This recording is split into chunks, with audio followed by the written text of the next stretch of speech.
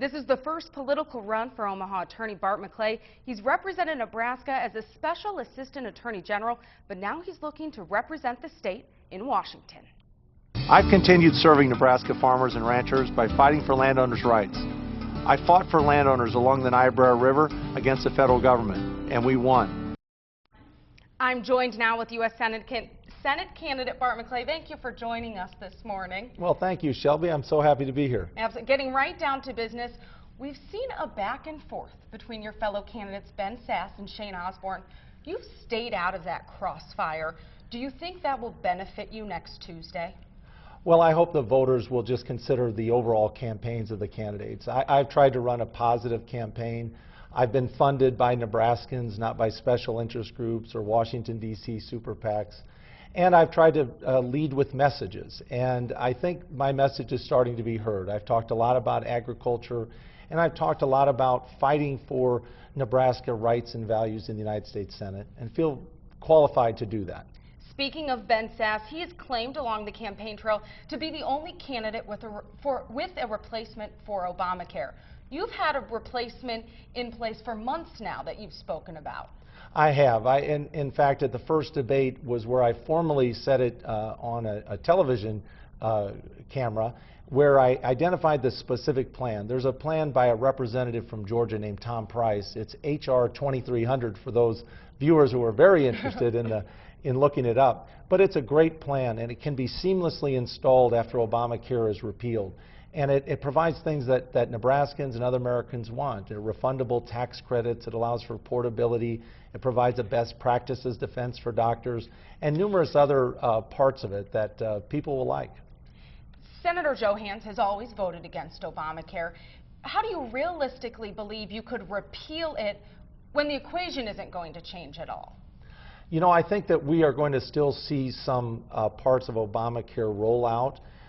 As you may recall, we had so many waivers, delays, and withdrawals of Obamacare by the president that we've never actually seen the Obamacare machine running.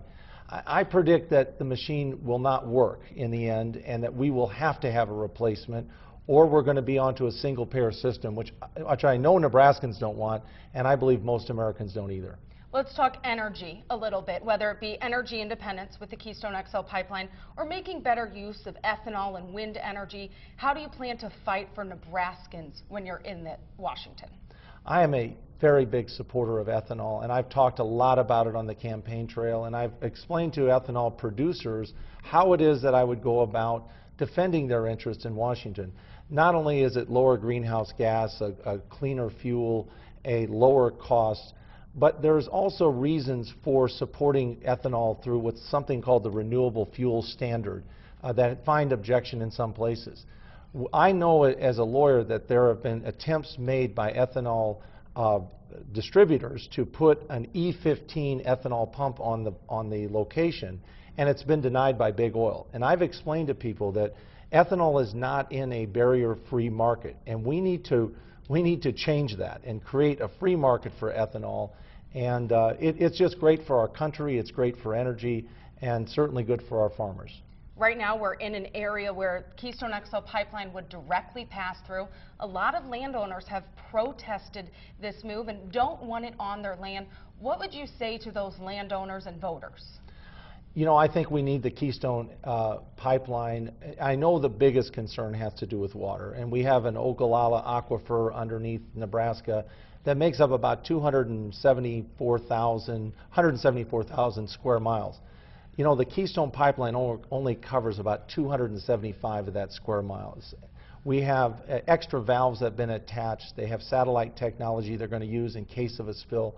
And just the way the Ogallala aquifer is layered, there will not be a disaster here. The last thing I'll mention is that for ethanol, the pipeline is important. Right now, our ethanol producers aren't able to transport all of the ethanol they need, so they're not operating in some places at capacity. So because of all the trucks and rail that's being used to transport oil and gas from the Bakken in particular.